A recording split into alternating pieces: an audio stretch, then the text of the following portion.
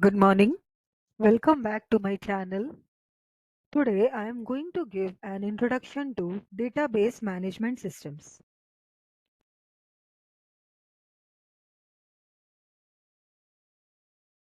Data.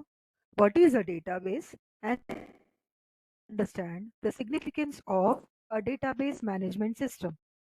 So, to start with data, any raw information which is represented in an unorganized manner, such as either alphabets or numbers or any symbols, can be represented as data.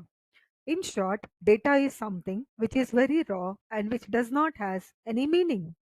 A database is a collection of organized data which describes the activities of one or more related organizations. For example, student represents data, students of a particular institute represents a database. So when we just say about student, there are different factors associated with the student, such as student name, student roll number, student GPA, etc. All these individually are representing the raw data. But if we talk about a database, then all student details in a particular educational organization can be represented as a database. These details can include the marks scored by a student in a particular course, the GPA acquired by a student in particular semester, the transport details of a student, etc. Now, to retrieve the data of our choice from an organized collection, we need a software, that is database management system. So this software is designed to assist in storing, maintaining and utilizing large collection of data.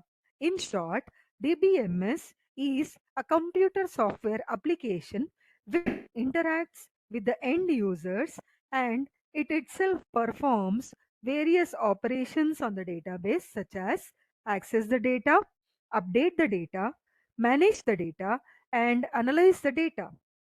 However, it is necessary to understand the advantages of a database management system over a traditional file system. In traditional file system, the data is stored in a redundant manner, meaning one place whatever data is stored, the same data might be stored across various other locations. For example, on our laptop, we have different drives like D drive, E drive, etc. So, if we are storing one file on one particular drive, then the same file might also be stored across another drive, resulting in redundant information. This redundancy, which is taking place with the file system, can be overcome by a DBMS through a process known as normalization. Additionally, the data inconsistency is another issue faced by the file system, meaning the copy of data stored across one location. If it is similar copy stored across another location, then if one copy is updated, other copies also should be subsequently updated. Otherwise, the data remain inconsistent. For example, if there are two different records which are stored in a particular department of an institute which has the student details such as student address details. If the student address detail is updated in one file and other file is not updated, then the data becomes inconsistent.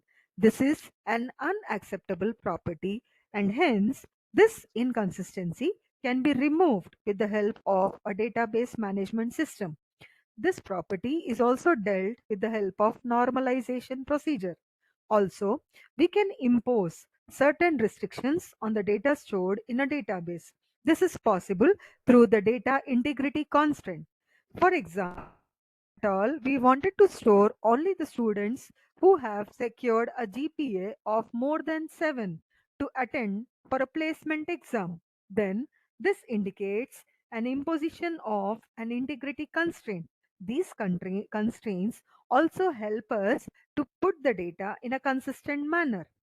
Another aspect of file system is there is lack of security because multiple users are trying to access the data using the same set of credentials. That is, they use the same set of username and password.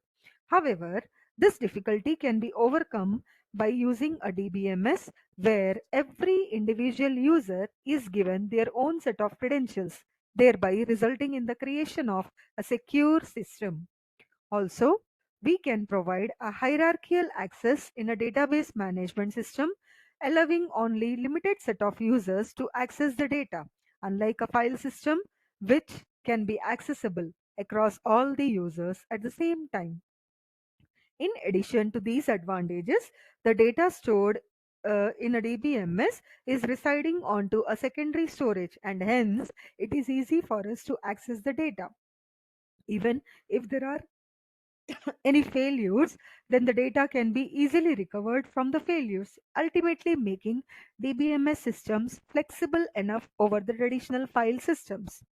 Now, to talk about more advantages of DBMS, we have a feature called data independence. This feature shows the independence of data where the data stored is independent of the users and the application program. So the users are not aware about how the data is stored and where the data is stored. They just try to access the data. Also, because the data is stored on a secondary storage medium, it is efficient to access the data within no time. In addition, data integrity and security provides an advantage in DBMS.